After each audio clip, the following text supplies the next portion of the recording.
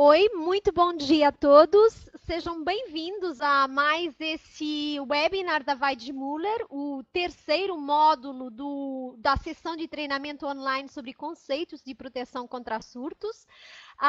Antes de eu de apresentar o Fernando, que já todo mundo conhece, e de passar a palavra para ele, eu quero fazer aqui uma pequena apresentação para vocês, tá bom? Dessa vez também me vai caber isso.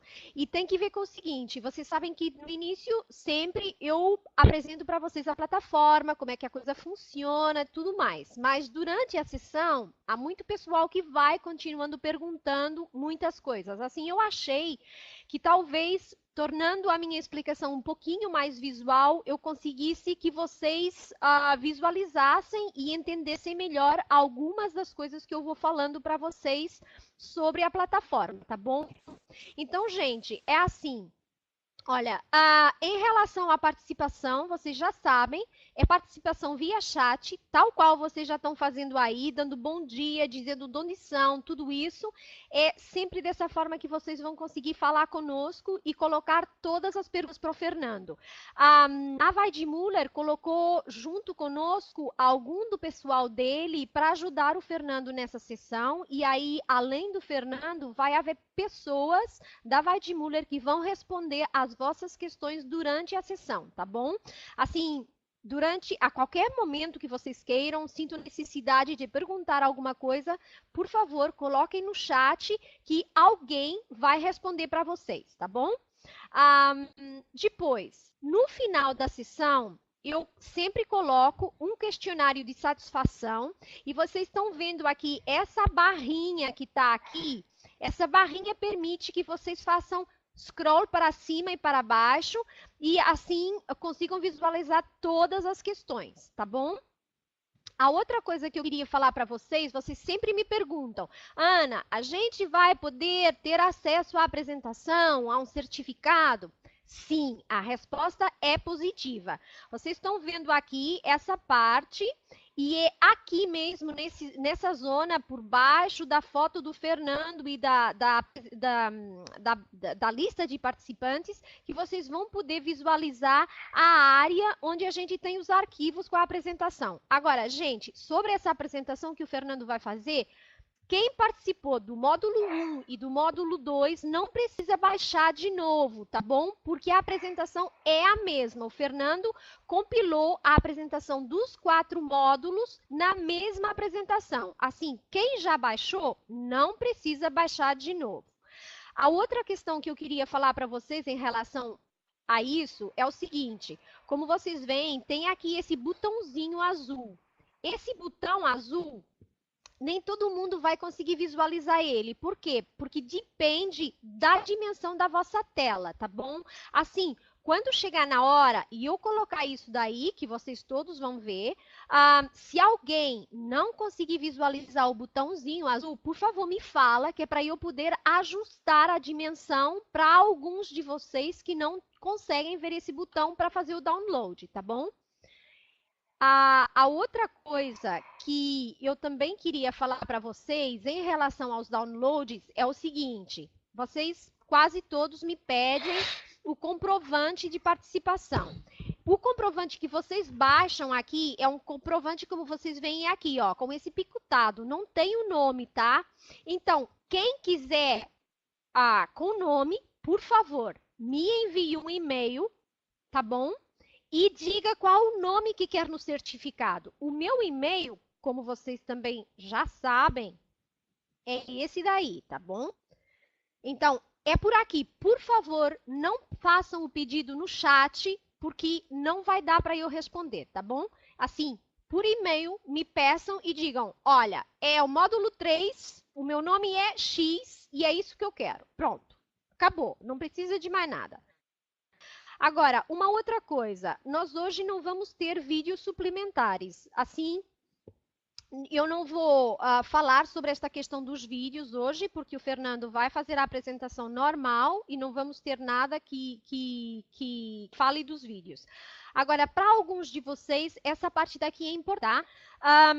Algumas pessoas estão usando conectividade de recurso. Isso significa basicamente o seguinte: a vossa conexão não é muito boa a nível de banda larga, tá bom? Então, é possível que durante a sessão vocês experimentem alguns problemas de som. Se isso acontecer, essa era uma das partes mais importantes, porque muita gente me fala que não consegue encontrar o botão. Então, vocês conseguem ver aqui bem por baixo da foto do Fernando, diz áudio, e ao lado tem aqui uma seta. Se vocês picarem sobre essa seta, vai abrir essa caixa preta aqui, e aqui bem por baixo diz usar telefone, tá? Então, isso o que permite? Permite suavizar a conectividade que vocês precisam e o áudio vai passar a ser dado para vocês via telefone, tá bom? Não tem custos para vocês, é só para aligeirar a banda larga e aí vocês vão ter uma melhorada ao nível do som. E é isso, gente, ao nível da plataforma, ao nível de como vai funcionar a sessão, é isso que eu queria passar para vocês. Agora, sobre essas sessões da Weidmuller, uma segunda coisa que eu queria falar é isso daí. A Weidmuller está dando prêmios para o pessoal que participar dos 4 módulos. No final dos 4 módulos, a gente vai analisar os e-mails de todo mundo que participou, vamos fazer uma correspondência e vamos ver quem são aqueles que se repetem. E aí a gente vai fazer uma seleção para o primeiro, para o segundo e para o terceiro prêmio, tá bom? Então, além de vocês estarem sendo super beneficiados com esse treinamento da Weidmuller, tá? De melhorarem a vossa capacitação profissional, vocês ainda vão poder ter essa mais-valia, tá? De usar esses produtos super bons da Weidmuller, tá? Que vão ajudar vocês no vosso trabalho diário. Agora, gente, para o módulo de hoje, estamos entrando, né? Então, esse terceiro módulo do treinamento sobre conceitos de proteção contra surtos, ele é sobre sistemas de aterramento e proteções para sistemas de energia. É dos módulos mais técnicos daqueles que nós tivemos até agora, tá? Então, o apresentador, o palestrante é o mesmo, é o Fernando Marques dos Santos. Ele é engenheiro eletrônico, começou a carreira dele como técnico eletrônico numa empresa de telecomunicações e desde há 4 anos, mais ou menos, que ele trabalha no departamento de produto e desenvolvimento da Weidmuller, dando suporte técnico também aí no Brasil aos clientes e vendedores, de forma que eles possam encontrar melhores soluções para aplicações. Recentemente, o Fernando tem participado em projetos de produtos eletrônicos e string boxes para o mercado fotovoltaico. Aí, gente, boa sessão a todos. Eu passo a palavra ao Fernando e a gente se fala no final. Fernando. Bom, obrigado, Ana. Primeiramente, bom dia a todos. Alguns já me conhecem, já estiveram aqui no módulo passado. Para quem não me conhece, a Ana, né, fez a minha apresentação. Hoje eu vou começar falando de um tópico seguindo aí no nosso line-up, tá? Hoje nós vamos falar desses 2 assuntos. Deixa eu só trocar a cor, que semana passada reclamaram que não dava para ver, acho que agora ficou melhor. Então hoje eu vou entrar na parte do sistema de aterramento, tá? Muito dos exemplos que eu pego, ele é voltado aqui para a região de São Paulo, tá? Pode ser que em algumas regiões seja diferente. E também vou falar de proteções para sistema de energia. Eu diria que hoje é a linha de produtos mais importante, pelo menos aqui na Weidmuller, que são mais, pelo menos tem mais giro de venda, tá? Me perdoem a minha voz um pouco fraca. Para quem mora em São Paulo sabe que hoje está muito frio aqui, que atingimos os 9 graus. E a saúde ela compromete um pouquinho com essa virada de tempo. Bom, como a Ana falou, tá? Eu vou ter parceiros também no chat, então eles vão estar me ajudando a responder as perguntas. E vamos em frente, tá? Qualquer pergunta, faça no chat, ou se quiserem fazer uma pergunta um pouco mais descritiva, me mandem por e-mail, tá? Pelo excesso, às vezes, de tarefas que eu tenho aqui, às vezes eu não consigo responder todos, tá? Então, caso não tenha a sua pergunta respondida, pode mandar um e-mail novamente cobrando, tá? Que muitas vezes eu deixo passar mesmo. Eu vou responder, obviamente, né, a maior quantidade possível. Bom, vamos lá. Só para avisar que eu vou deixar ainda um tempinho no final para o pessoal poder fazer pergunta e eu responder aqui por voz, tá? Bom, primeiro capítulo no módulo de hoje vão ser proteções para sistema de energia. E aqui eu vou dar uma base, né, de como é que funciona mais ou menos, né, o esquema de distribuição, né. Então aqui eu tenho aqui o meu gerador, né, eu tenho a minha hidrelétrica. Os geradores da minha hidrelétrica, eles geram em baixa tensão, tá? Eu tenho dentro dela uma subestação elevadora que vai levar aqui para 13.8 kV. E da minha hidrelétrica, ele passa por mais uma segunda subestação elevadora que vai elevar essa tensão para 138 kV. Para quem não sabe, para quem não está ambientado, essa troca, esse aumento de tensão é uma relação. Então, aqui eu vou aumentar a tensão e vou diminuir a corrente, mantendo sempre a mesma potência. O intuito é eu diminuir a bitola dos meus cabos na distribuição, né? Então, eu aumento bastante a tensão para compensar as perdas no meu cabo, né? Eu melhoro a isolação, porque eu preciso de uma isolação um pouco mais forte, né? Então, esse espaçamento ele é muito bem calculado. E então eu consigo fazer a transmissão, né? Um dos motivos disso mesmo é econômico, porque a bitola do meu condutor ele vai ser menor e eu vou poder economizar, né? O metal ele é relativamente caro em relação à construção. Bom, então essas aqui são as torres de linha. Torres de linha é aquela que quando você está na estrada, é aquele que tem até um formato, né? Um formato diferente dos outros e onde você vê aquelas bolas vermelhas lá em cima, que é para helicóptero. Aquelas torres, elas são torres de alta tensão. Tá? Vindas das torres de alta tensão, próximo à cidade, você vai passar pela subestação abaixadora, muitas vezes dentro da cidade. Tá? Então é quando você vê ali aqueles terrenos da Eletropaulo, ou que seja ali da Copel, fazendo ali, você tem a distribuição de energia. De lá, ali dentro tem uma subestação abaixadora que vai levar o meu 138 kV para 13.8 kV novamente. Daí eu posso fazer a distribuição local ali nos meus postos de rua. Tá? Isso varia, esse número aqui ele varia de estado para estado. No meu poste eu tenho aqui o meu transformador que vai transformar de média tensão, né? Então aqui eu saí como média, aqui eu transmiti como alta, e aqui eu voltei a passar para média, e o meu transformador vai passar de média para baixa. Esse transformador, para pequenas instalações, ele fica no poste, né? Para grandes instalações, onde eu entro com a média tensão diretamente, e lá dentro eu tenho a minha cabine primária. É o exemplo aqui de fábricas, locais com muita demanda de energia, onde a demanda ela é tarifada de uma forma diferente, é uma demanda contratada. Tá? Não é igual na casa que você paga pelo que se consome, né? Bom, então eu entro na minha casa, aqui eu passo para baixa tensão, em alguns lugares é 220 fase neutro, em alguns lugares é 127 fase neutro, é um exemplo de São Paulo. Tá? Bom, para todo caso, né, como funciona a entrada da minha instalação? Esse aqui é o meu transformador, então aqui meu primário eu entro com 13.8 kV, e o meu transformador é em estrela, e o meu ponto de referência é o centro. Esse centro, ele pode ou não ser aterrado. Tá? É uma boa prática ele ser aterrado. Até para equilibrar as cargas que tem em cada fase.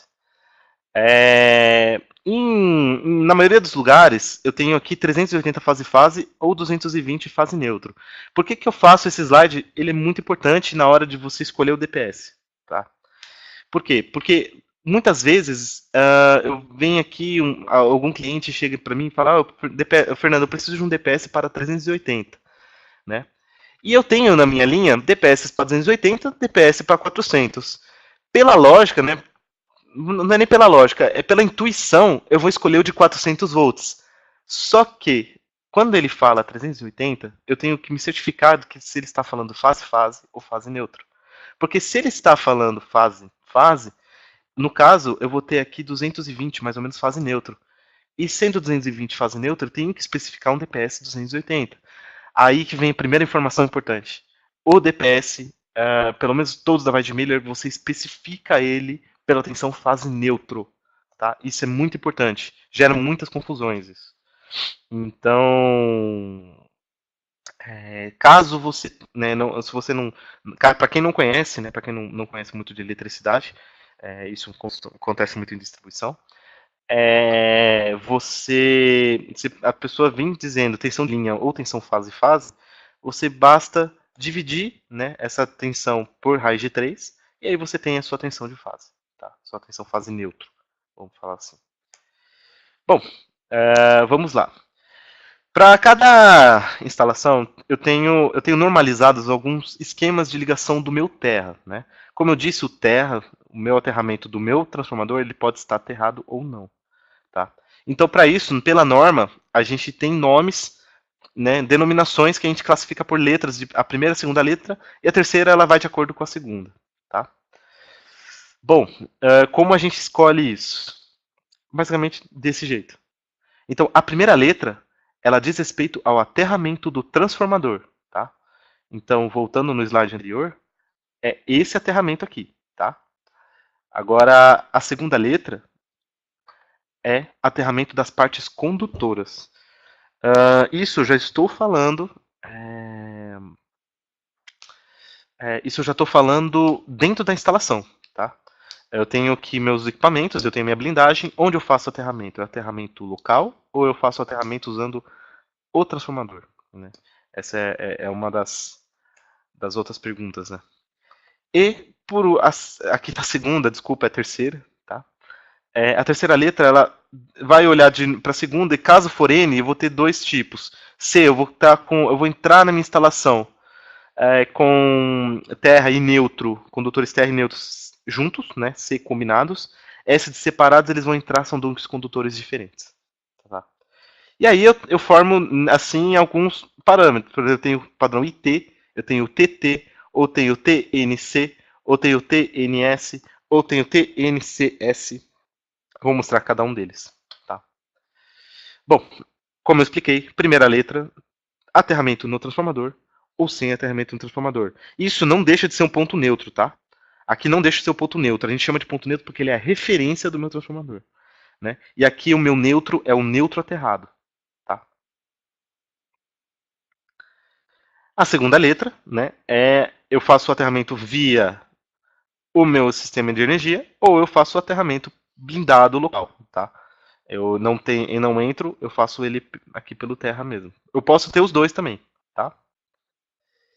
E vamos lá. Primeiro esquema é o sistema IT.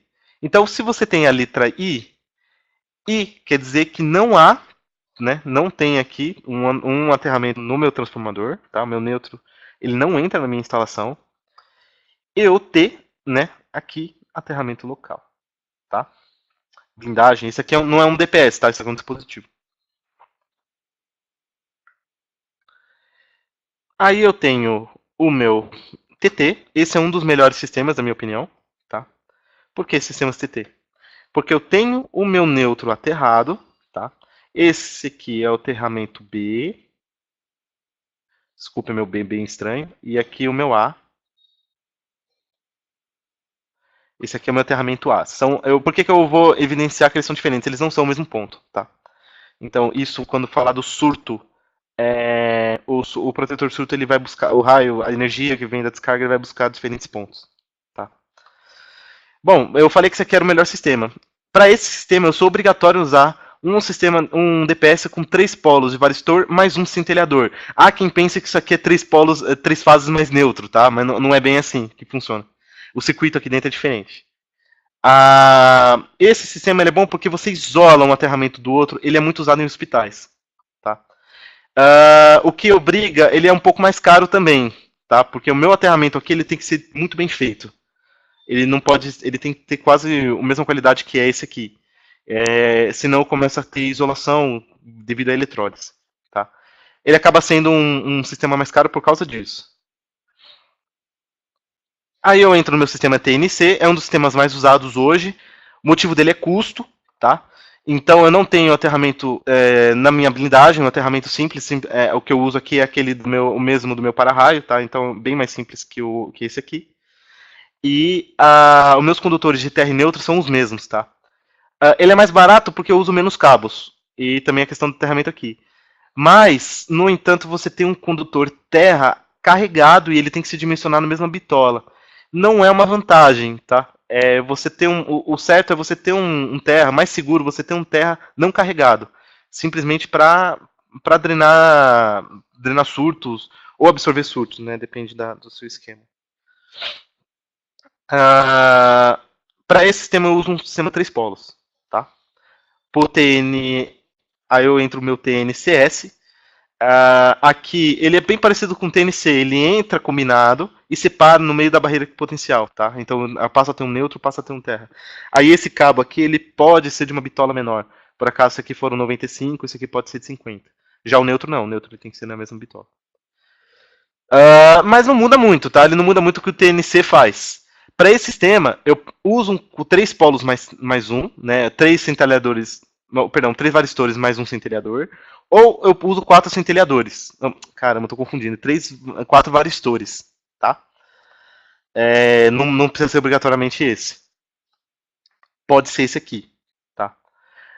Pro TNS, a mesma coisa. Só que agora eu venho do meu transformador um condutor neutro e um condutor terra. Esse condutor terra, ele pode ser dimensionado com algumas bitolas a menos que esses aqui, tá? Ele também é um bom sistema. O bom é que você tem um terra não carregado. O neutro é um condutor carregado.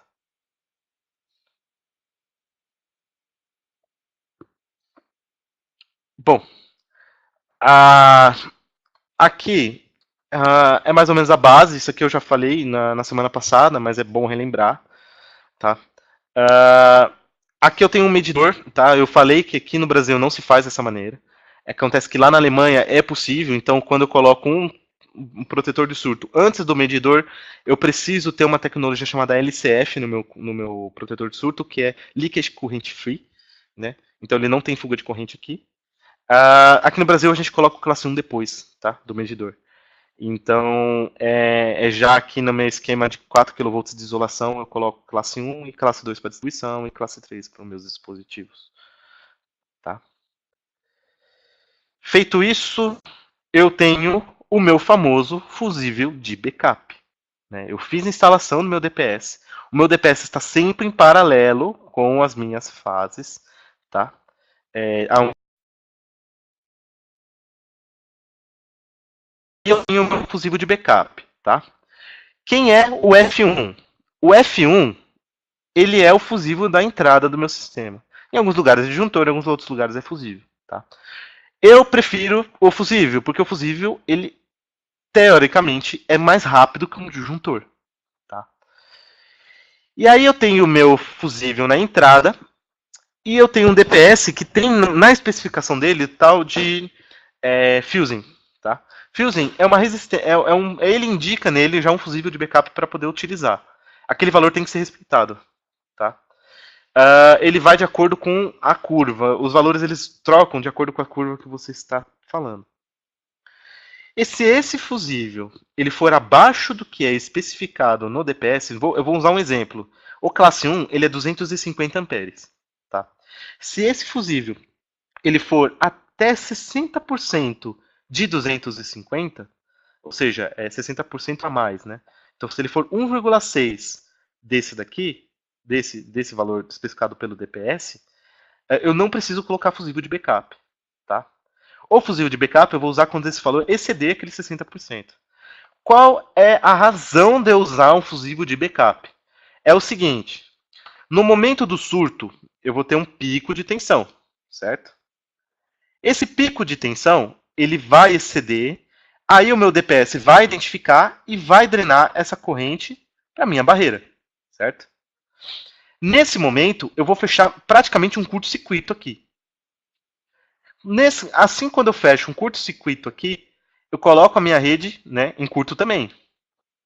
Beleza, o meu DPS ele vai atuar nesse instante. Ele vai fazer o que é prometido para ele. Só que ele não vai retornar, o curto-circuito não vai abrir de novo passando esse pico. Às vezes ele mantém. E aí quando ele mantém, você põe curto na minha rede, né? E aí essa corrente, muitas vezes, dependendo do que é especificado aqui no F1, ela é suficiente para tocar fogo na base do meu DPS.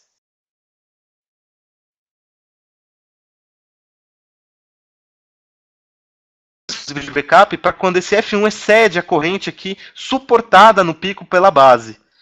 Então, se no caso isso aqui exceda, né, ele vai ter um gap entre o curto-circuito e o desarme desse fusível. E esse gap ele é suficiente para queimar muita coisa no meu painel.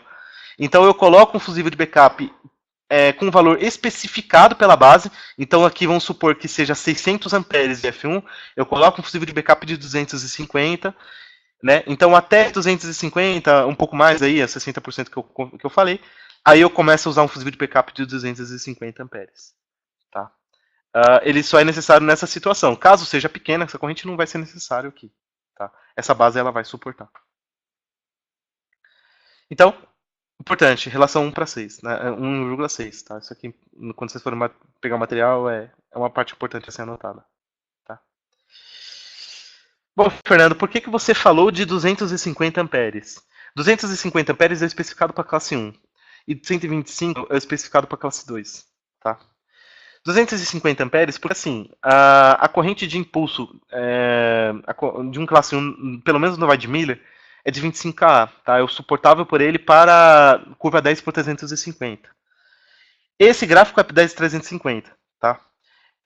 Então, o de 250 eu tenho que fugir dessa zona vermelha. A zona vermelha quer dizer explosão, quer dizer que meu fusível vai explodir aqui.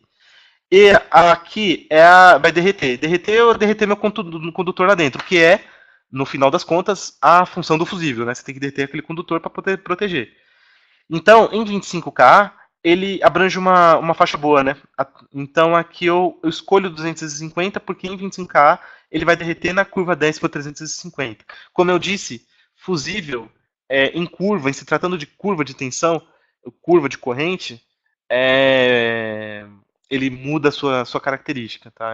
Ele depende de energia, ele depende de aquecimento. Então, 250 amperes é o valor nominal em regime permanente. 25K, por exemplo, vai ser numa curva de corrente, tá? Num pico de corrente. E aí vem uma polêmica. Né? A polêmica é a seguinte. Por que eu não uso disjuntores como fusíveis? Né? Por que eu não coloco fusível de backup? Eu coloco um disjuntor. De fato é cômodo, né? Você pensar dessa maneira, porque o disjuntor, né? Você vai lá, ele desarmou, eu faço a minha manutenção, né? Troco meus plugs e depois eu armo ele. É cômodo, né? Se você for pensar dessa maneira. É proibido usar disjuntor? Não, não é proibido usar disjuntor. Você pode colocar, se não tem problema. Mas assim, da parte da Weidmiller não é recomendável, tá? Por que não é recomendável? Porque você está trabalhando com disjuntor e o fusível ele tem uma ação mais rápida do que o disjuntor. Para você igualar um disjuntor a um fusível, você vai pagar um preço muito caro, tá? É um disjuntor de precisão. O que não o que muitas vezes não é o que acontece. Às vezes a pessoa vai lá e compra um disjuntor comum de mercado, um curva C, né, que esses que vendem em loja de construção, por exemplo, e ele vai ter uma curva muito menor, ele vai desarmar num tempo maior do que um fusível. Ele não vai reagir a tempo se reagir, né?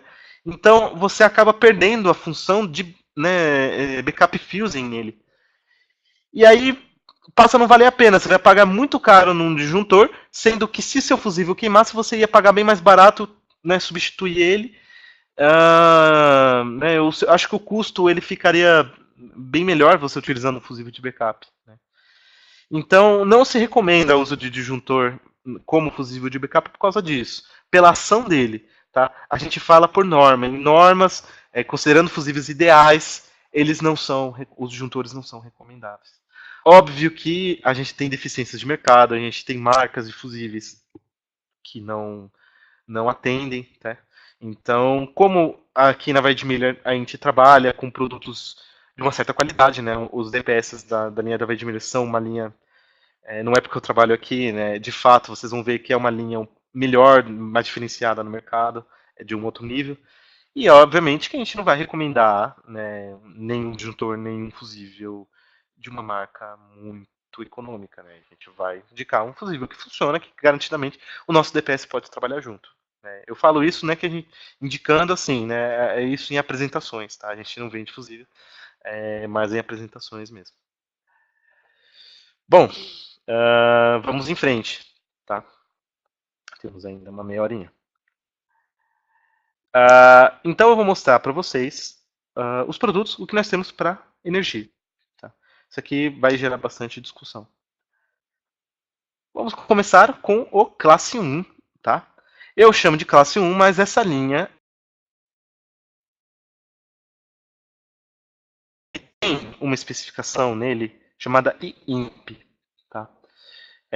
Eu prometi para vocês que eu falaria o que era. O IIMP é a resistência DPS classe 1 em curvas de descargas atmosféricas, ou seja, 25 kA aqui. Ah, mas Fernando, 25 kA é pouco. Você falou que um SPDA pode absorver até 200 kA. Sim, isso é verdade. Porém, se tratando de sistemas trifásicos ou tipo de sistema, você tem uma divisão, tá?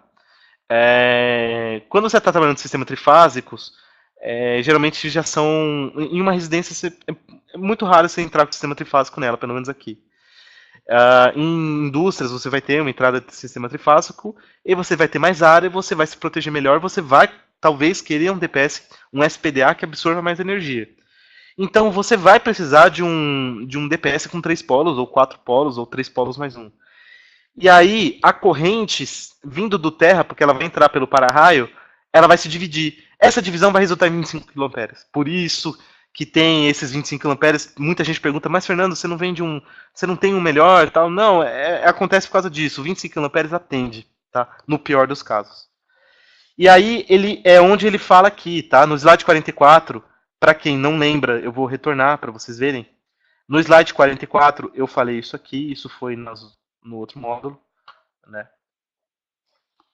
Não, não era no slide 44. Acho que aqui, ó, foi no slide 39, perdão.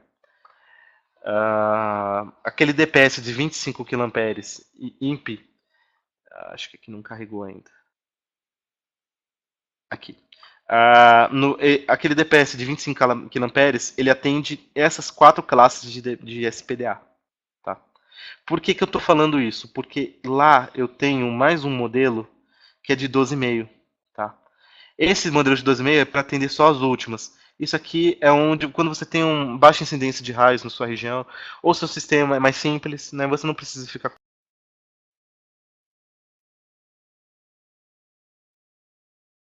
assim, e aí você usa um DPS com metade, né, da energia que ele pode absorver. Mas esse DPS é classe 1 mais 2. Então, se ele é classe 1 mais 2, eu tenho também uma especificação de corrente nominal 8 por 20. Uma corrente nominal e uma corrente máxima. O que quer dizer isso? Essa corrente nominal, na escala de sobretensão, ele vai suportar perdão, 25 kA, né? E ele vai no máximo até 100. Quer dizer o seguinte, em 25 kA ele vai suportar, aí vai fazer aí pelo menos umas 6 operações, 5 operações.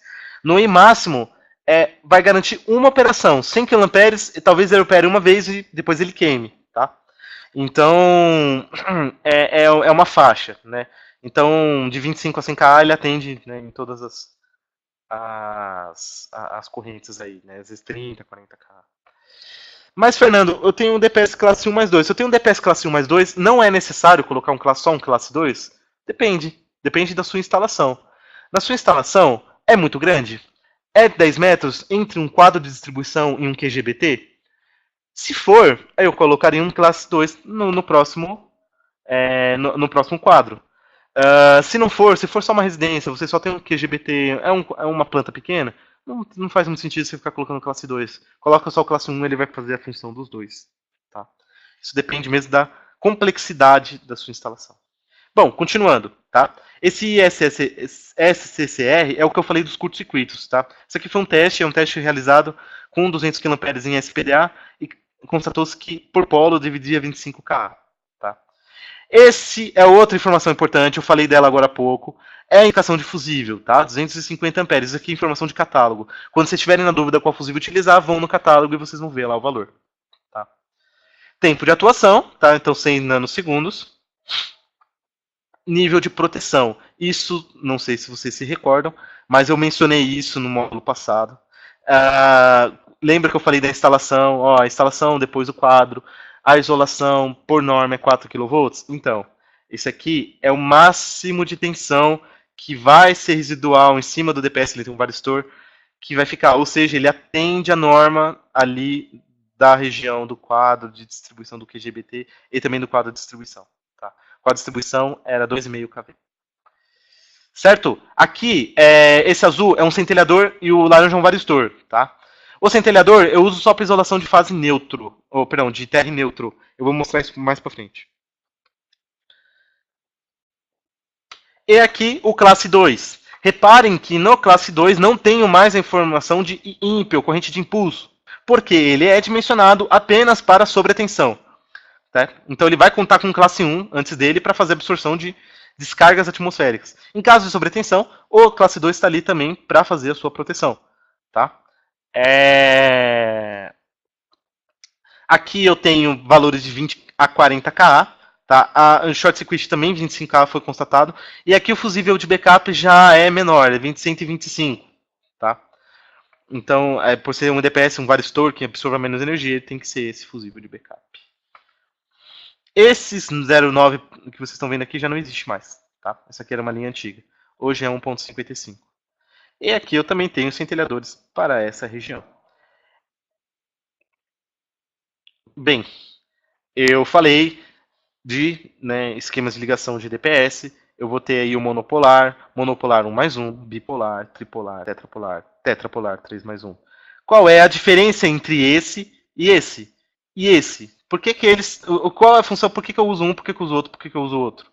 Aqui é mais para reposição. Aqui quando eu estou com o sistema monopolar mesmo, ou eu estou aqui com um fase neutro, ou quando eu tenho aqui duas fases, 220. Isso aqui é mais para instalação mais simples. Eu posso colocar também 3 monopolares aqui para fazer uma função de um tri, tá? Eu só preciso me assegurar que eu vou ter que interligar os terras aqui. Então isso é importante. Tem pontos, a vai diminuir também tem.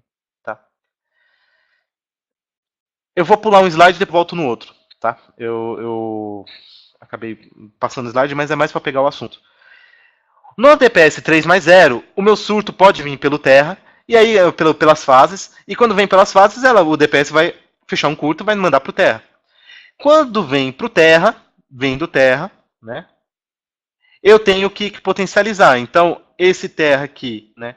Ele está todo potencializado, essa corrente vai se dividir. Tá? Ela vai fazer assim, conta-se de modo ideal que esse DPS ele vai dividir em 3 e vai mandar pelas fases. E as fases vão buscar o meu aterramento do transformador. Tá? Considerando que uma parte já se dividiu aqui. Tá? Nesse aterramento. Esse é o aterramento A, esse é o aterramento B. E o 4+0? O 4+0 são 4 varistores. Diferença. No 4+0, eu tenho um varistor entre o neutro e o terra. O neutro também é um condutor carregado. Ele também tem corrente de energia. O que eu tenho aqui? Eu tenho corrente de fuga. Tá? Eu tenho corrente de fuga. Tanto nesse quanto nesse eu vou ter corrente de fuga vindo do terra, da fase e do neutro. Porque aqui eu estou circulando corrente normal. E aí eu tenho corrente indo ao terra. Né? Então meu terra ele tem uma corrente circulando baixa. Tá? É bem pequena. Mas isso pode, com o tempo, causar alguns problemas na sua instalação, dependendo de como ela estiver instalada. Você tem um ponto de aterramento.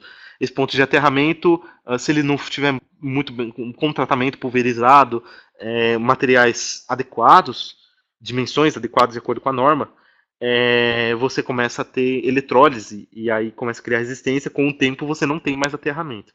Tá? E lembrando que a corrente de fuga, ela com o tempo ela degrada o varistor, tá? Então, o DPS ele tem uma vida útil mesmo que ele não atue. É alta, né? De certa forma é alta, mas isso é padrão de todo o DPS de mercado. E no 3+1, eu recomendo mais em sistema trifásico esse aqui. Ele é um pouco mais caro porque o centelhador é um pouco mais caro. Mas lembrem que no módulo passado eu mencionei que não havia corrente de fuga em centelhador, porque ele é isolado, ele depende mesmo de tensão para poder ionizar. Então, em tensões normais ele não vai ionizar, ele não vai conduzir. Sendo assim, eu não tenho corrente de fuga indo para o terra. E a parte bacana daqui é que todas as minhas correntes de fuga estão indo para o neutro. Inclusive, o meu terra, quando tem uma descarga vindo do meu para-raio está aqui, né? E aí ele vai ter uma descarga que vai descer no meu para-raio, divide-se para esse terra e depois sobe. Essa corrente vai passar total, então esse centelhador ele tem que ser dimensionado para suportar. Imaginando aqui que seja 200 kA, né? 200, colocação 2 ali. Então aqui vai passar 100, né? Porque metade vai vir para cá, esse lapisinho ele não me ajuda muito. 100 kA vai subir pelo meu centelhador, né? E aí vai tudo para o neutro? Não necessariamente, tá?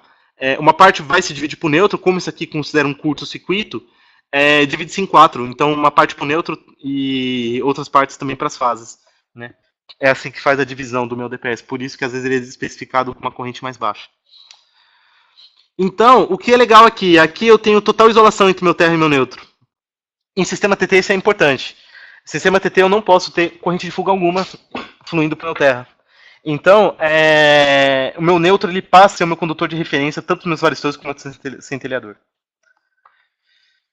Certo? Bom, e aqui eu tenho, né, o meu classe 3. O meu classe 3, ele já é um DPS especificado para DC, para correntes contínuas, tem alternados também, tá? As especificações vocês vão ver aqui. Não é uma corrente muito alta, ou seja, não experimente colocar um DPS no QGB, classe 3 no QGBT, que a chance dele explodir é muito grande, tá? Ele é mesmo para instalação no meu equipamento final, tá? Vamos supor que eu tenho uma máquina que ela é limitada e ela não é de consumo tão alto de corrente, então eu uso nela lá um classe 3 para trilho também. Ou um pequeno painel, né, onde eu tenho lá um CLP, o meu CLP eu alimento, eu posso colocar um DPS desse na fonte, se eu estiver chegando com 24 lá direto, eu posso colocar um DPS de 24 VDC. E eu tenho também um DPS para colocar em régua de Borne, tá? Esse aqui já considerando sinais de alimentação mesmo. Bom, o DPS para a classe 3, por se tratar já de produtos para eletrônica, ele já pode ser ligado em série, tá? Um diferencial, isso aqui muita gente já me falou, mas seu DPS não aguenta muita corrente, é 16 amperes apenas. De alguns outros concorrentes é 20, 26. Pode ser instalado, tá? Basta você mudar a referência. Aqui ele insere, ele não vai. O dimensionado é 16 amperes, mas se você instalar ele em paralelo, você pode circular mais corrente e ele não vai ter quase nenhuma corrente treinando para cá. Simplesmente em situações de descarga. E voltando no meu DPS, na minha slide que eu pulei aqui, né, que seria o slide 80, eu queria falar um pouco do que o nosso DPS tem por dentro. Ele tem um circuito de proteção. Isso todos os DPS de mercado têm, cada um faz de um jeito, né, da maneira que considera ideal. A Weidmiller, ela tem um DPS que dentro dela tem um disco rotatório. Então ela pega os pontos de aquecimento, né, os pontos de aquecimento são aqui nas extremidades e também no ponto de solda. Então aqui eu tenho um ponto de solda que vai para o terminal de fora, né? Então a minha corrente vai entrar, vai aquecer esse ponto e vai liberar um disco. Esse disco ele vai girar e essa trava vai trocar a minha bandeira. Então os DPS de energia todos eles têm sinalização por cores, né, na entrada. E se quiser também tem sinalização por contato. Eu tenho um micro switch aqui dentro da minha base que fecha um contato para sinalização remota, né? Isso em casos de você estar usando numa lógica de segurança. Então, como eu disse, todos eles fazem de um jeito, mas os nossos todos têm. Com exceção, tá? DPS que não tá. Plugs que vocês não vão ver sinalização de centelhador, porque o centelhador não é muito fácil de você pegar pegar esse aquecimento e fazer esse esquema. O centelhador não permite que se faça, né? O centelhador é um objeto um pouco menor, então ele fica um pouco mais complicado. Ele é um componente já pronto, né? Então o centelhador ele não tem essa sinalização. Porém, como o centelhador ele absorve bem mais corrente que um varistor, obviamente que se o centelhador queimou, todos os outros queimaram junto. Então, convém você trocar ele, né, junto com o outro. Bom, diferenciais da Weidmiller, tá? Aqui nós temos nosso display, né? Aqui dizem que o nosso display é mais largo, mas eu acho que hoje em dia no mercado todo mundo já está fazendo mais ou menos o mesmo padrão. Isso aqui é um diferencial em relação a uma linha antiga que nós tínhamos.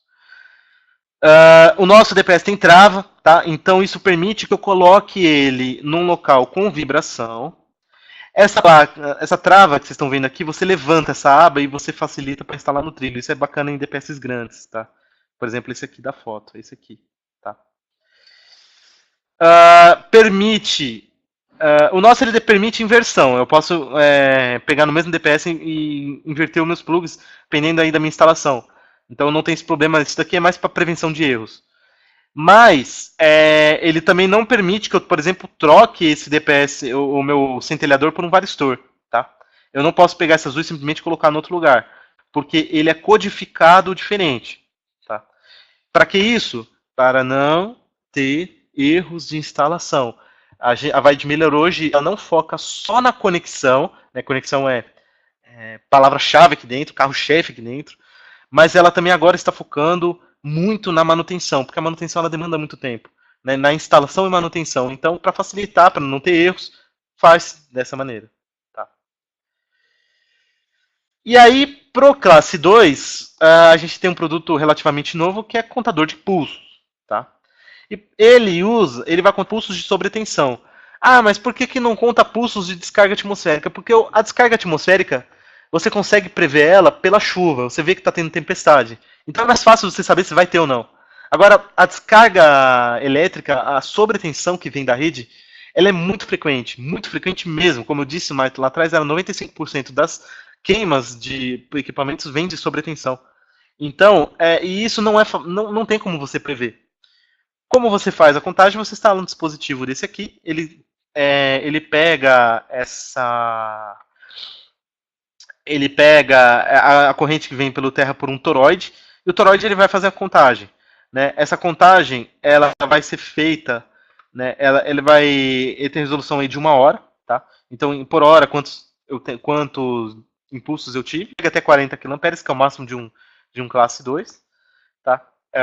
Ele pega 80 por hora, tá? 80 pulsos por hora no máximo. Tem bateria, tá? 4 anos de vida útil. E aí ele vai armazenar por data e também por hora.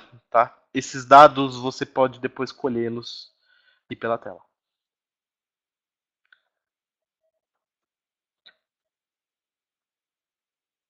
Bem,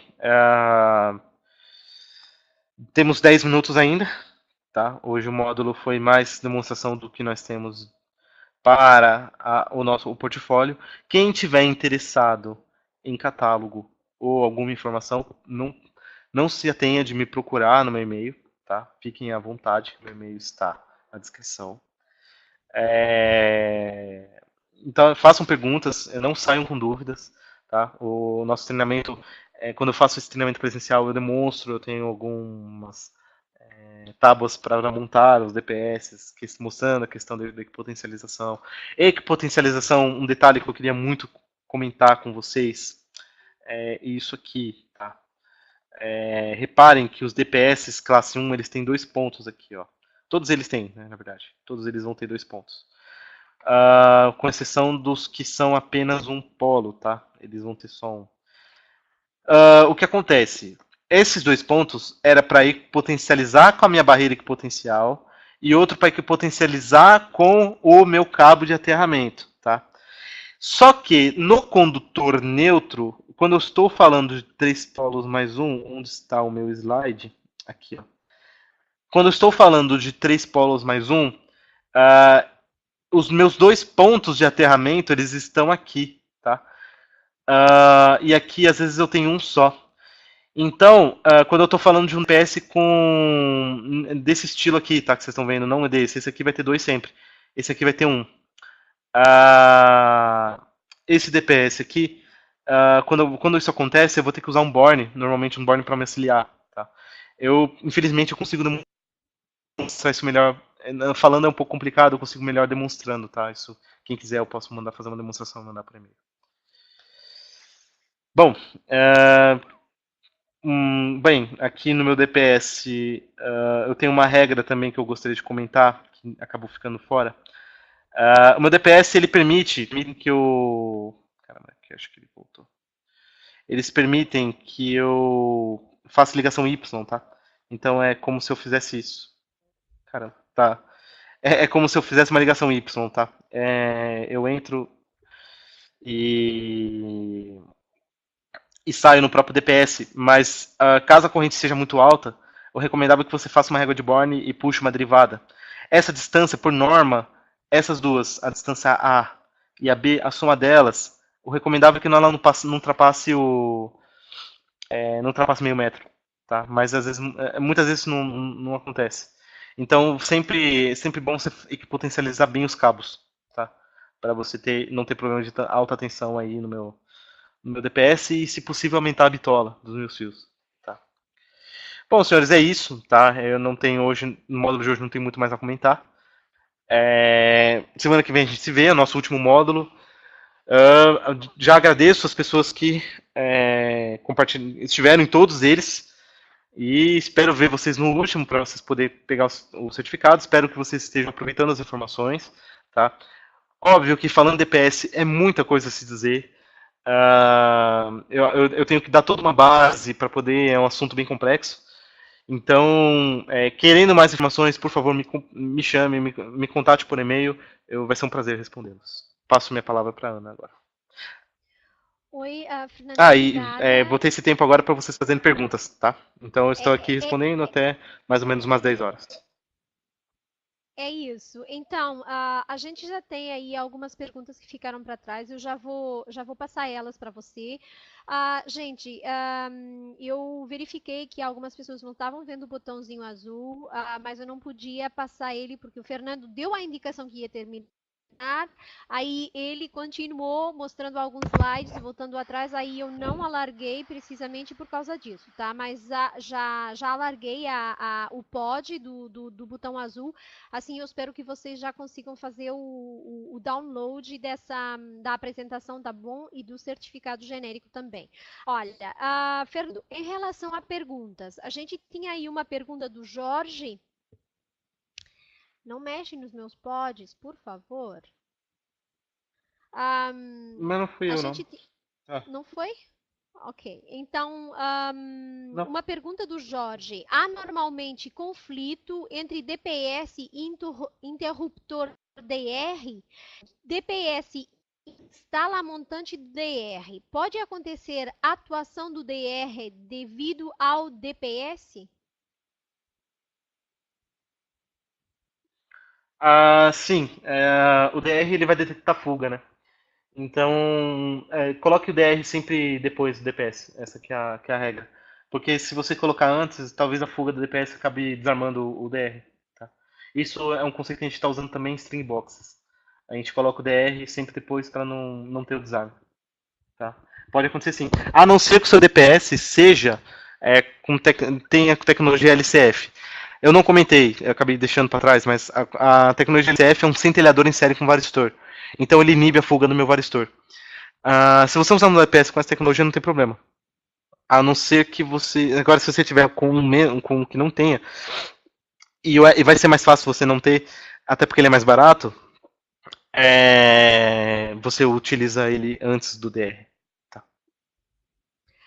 O Gustavo Batista, ele refere o seguinte: estou projetando uma reforma num apartamento no 6º andar de um prédio. No quadro de medidores não existem DPS. Okay. Poderia usar somente um DPS classe 2 no QDL do apartamento, considerando o comprimento dos cabos. Ele coloca entre parênteses 3F mais PEN, ser maior que 18 metros. Você pode considerar assim, tá? Até porque você está com uma distância grande, tá, do seu para-raio. O seu para-raio não entra diretamente no seu apartamento, tá? Então usa esse classe 2 normalmente. Mas uma coisa que é importante de verificar é se no QGBT do prédio há algum classe 1 lá, tá? É recomendado que tenha. E você tem no classe 1, você só instala lá o classe 2 lá em cima. Agora, se lá no seu quadro não tem nenhuma proteção, é bom você colocar um classe 1, você pode até escolher um classe 1 é, de 12,5K, que já está de bom tamanho. Tá? Ele vai fazer a função do classe 2 também. É mais para efeito de proteção caso o seu painel primário lá não tenha, tá? Um DPS já instalado.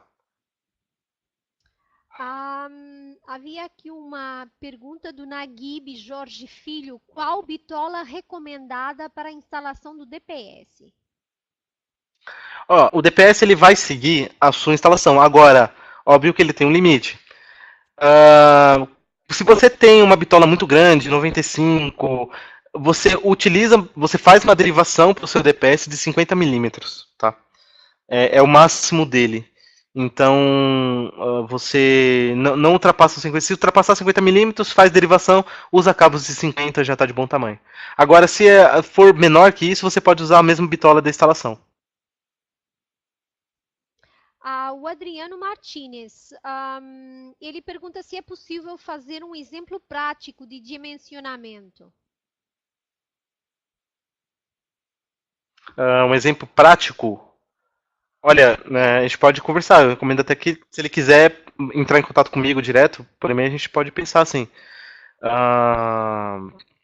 Eu tenho alguns esquemas que eu utilizo para fazer a instalação do DPS, como é que ela é. Eu tenho desenhos e tenho figuras. Eu acho que, se quiser entrar em contato comigo direto, eu posso mandar esse material. O Ernestino, ele também pede uma demonstração prática de dimensionamento e instalação. Eu acho que a resposta é a mesma, né? Eu coloquei aqui o e-mail. A resposta é a mesma. Não é pra... Fala, Fernando, tá à vontade. Tá. Não, é que na verdade um dimensionamento. Entre em contato comigo, né? Vai ser um prazer, mas basicamente um dimensionamento é. Primeiro você vê qual que é. Você tem que verificar a instalação como um todo. Você vê qual que é o tipo de SPDA que você está usando, né? Qual que é a classe dele, em que norma que ele está se encaixando, qual que é a energia que você pretende absorver ali naquele SPDA, e daí você dimensiona o seu DPS. Aí eu vou ver qual que é a tensão do meu sistema, né? É 280, é 127. Escolhe o DPS adequado e verifica a instalação. É três fases? Só 3 fases e um terra? É 3 fases, um neutro e um terra? Como é que ele é feito? Essa é a outra questão a ser. Você tendo essas respostas, você consegue achar o seu dimensionamento. E aí, quem entrar em contato comigo, eu posso mandar até catálogos, tá? Links de catálogo para download, e aí eu posso facilitar aí também, pelo menos a escolha aqui pela parte da Widemídia. O Ricardo pergunta. Eu vi uma pergunta. Oi, pode falar. Fala. Não, fala você, Fernando. Pega você. Tá. Se uma instalação não possui SPDA, mesmo assim posso instalar DPS 1 e 2? Luiz Carlos Gabriel. Sim, isso eu até comentei no módulo passado. Você pode não possuir SPDA, mas o seu vizinho pode ter. E a descarga que cair no seu vizinho pode influenciar negativamente dentro da sua instalação. E é uma influência com característica de curva 10 por 350. Então, mesmo que você não tenha SPDA, é bom você colocar um classe 1 sim, para a entrada do seu sistema, considerando esses fatores que podem ocorrer. Tá?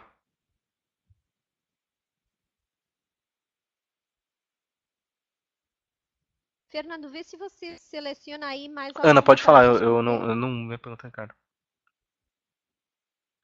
Você viu a pergunta do Ricardo? Você começou a ler e acabei. Eu comecei. Você pode ler ela para ficar registrada na gravação e aí você pode responder.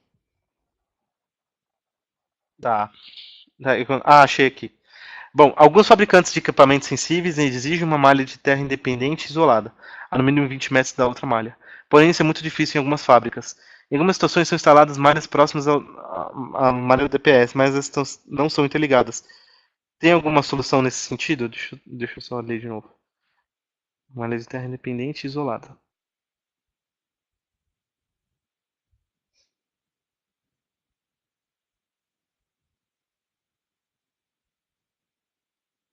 Bom, se a sua malha está muito próxima, primeiramente, o SPDA, o DPS que você vai ter que utilizar é um que isole em uma e outra, tá?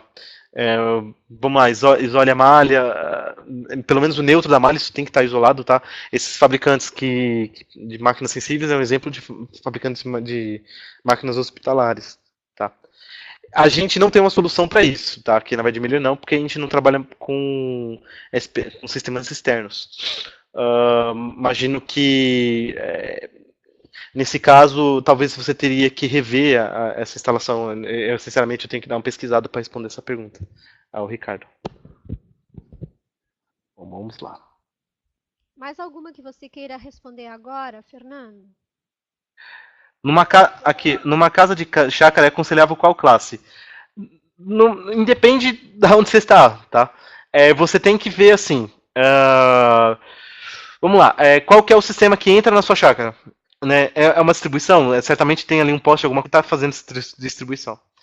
É um local aberto? É suscetível a cair muitos raios?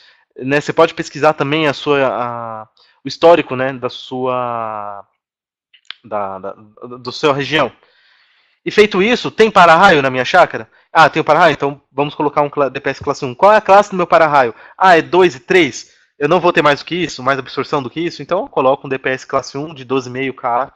Levo em consideração a tensão do meu transformador e o meu esquema de aterramento. Muitas vezes acho que uma chácara, imagino que seja só bifásico, não, creio que não entre trifásico.